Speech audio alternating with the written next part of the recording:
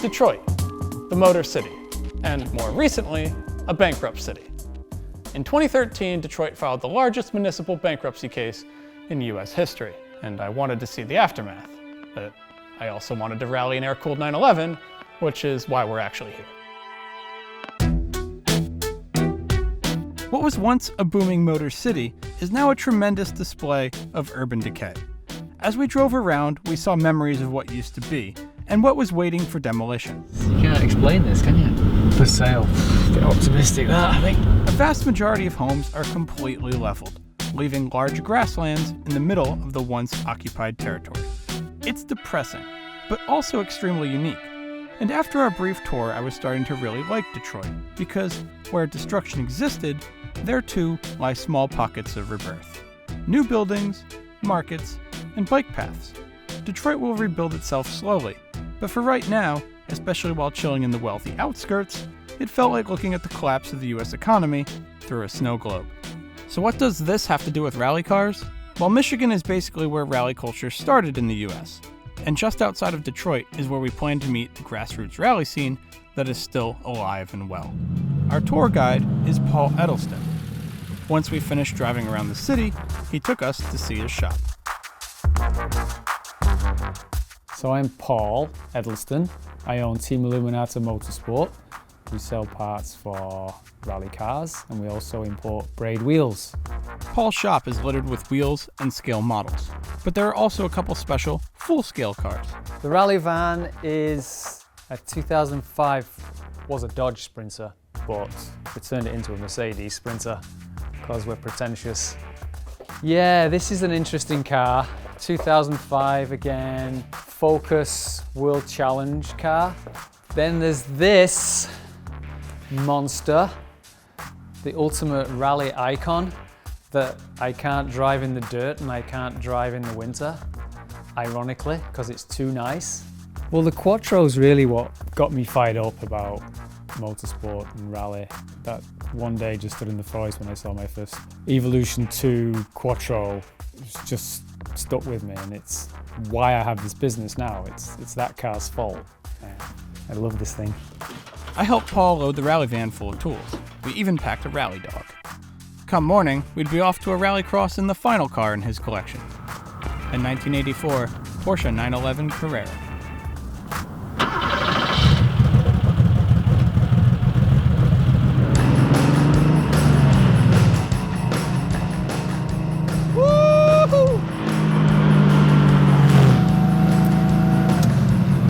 This is your typical Porsche, with a 3.2-liter flat-six air-cooled engine. We thought we'd bought something of a beta that we could ruin for Rallycross, but it was kind of nice. The car is basically stock. It's on stock suspension, with skid plates, a muffler delete for a nice sound, rally wheels and stickers. And how can you forget that huge light pod out front, giving it that perfect rallied-out look. Paul argues that, at least for this car, a stockish setup is all you need for Rallycross. Paying homage to the 911 SC and the 953 Dakar rally cars of the same year, this car wears the Rothmans Porsche livery. Paul swapped the gold stripe for yellow, and the Rothmans logo for a braid logo to suit his company. I think the livery works rather well, highlighting an iconic time in Porsche's rallying efforts. Porsche rally history, I mean, it's existed since the 50s. Having known that, having to sit in this car with this Rothmans inspired livery and just feeling like, man, this is one of the best days of my life. So here we are on the highway. It's 8 o'clock in the morning and we're heading to Detroit Region SCCA Rallycross. So I've never rallied a Porsche, so this is going to be interesting. Driving the car to the event gave me about an hour of seat time to feel comfortable in the car. The only problem was we're in Michigan, and the main roads don't really have any proper turns. So, I don't really know how the car turns. Finally, I made a right turn into the farm where the race was being held.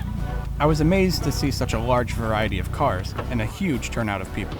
This is the most organized region, and I was warned about that when I went. They're like, these guys are serious. They got us all into groups really fast, they had team meetings. Detroit is just full of automotive engineers, and they're all competing. So the cars they're building are incredible, right? There was an entire group of Toyota RAV4s with Celica GT4 drivelines. They were all fast, and it's just so cool to see that. It's so cool to see the cookouts and the camaraderie and everybody, you know, because some SCCA regions are struggling. Detroit isn't. Before I knew it, it was time to line up and start our runs. Try to get grip off the line here. We can lose a lot of time in the start. I found that rear engine weight rather quickly, almost spinning it on the first lap. But once I shook that off, I was quickly figuring out the balance of the car, getting faster every run. Ooh, grip, grip, grip, go, go, go.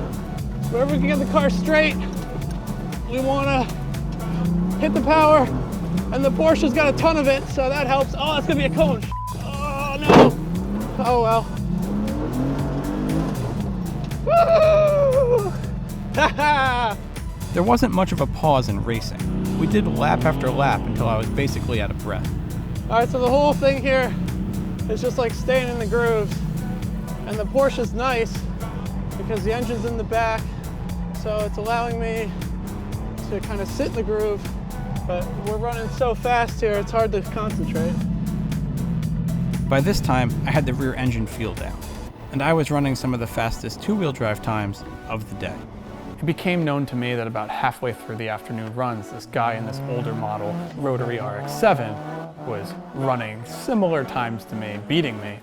So we line up, it's the final lap of the day, and he's sitting there idling, rotary idle. I'm sitting there in the Porsche, and we just line up, and I just look over, and it's just a white Mazda, and it's me in the Rothman's car. I'm like, this is awesome, this is serious. It's down to the last run. He goes ripping out of there like, you know, the rotary's going.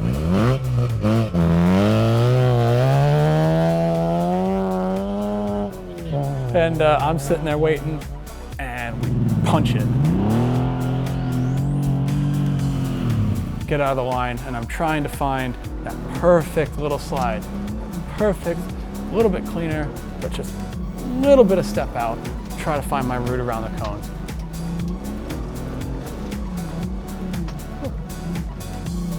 We were trading times of 38s and 37s all afternoon. This run, I came through with a 36. He ended up beating me. He also got a 36 that lap, but I did edge him out in that last lap, and that's enough for me, man. Second place was totally awesome against that guy. I walked away from the Detroit Rallycross feeling like a historic pro rally driver, with a proper team, a rally van full of parts, and a loving group of people. I can only wish to park something like a rally Porsche in my garage, but for now I'll take home that custom second place award they gave me and keep on dreaming. Wait a minute, there's no time to dream, because next time I'm going to help a friend race his Porsche GT3 Cup car in a rally in New Zealand.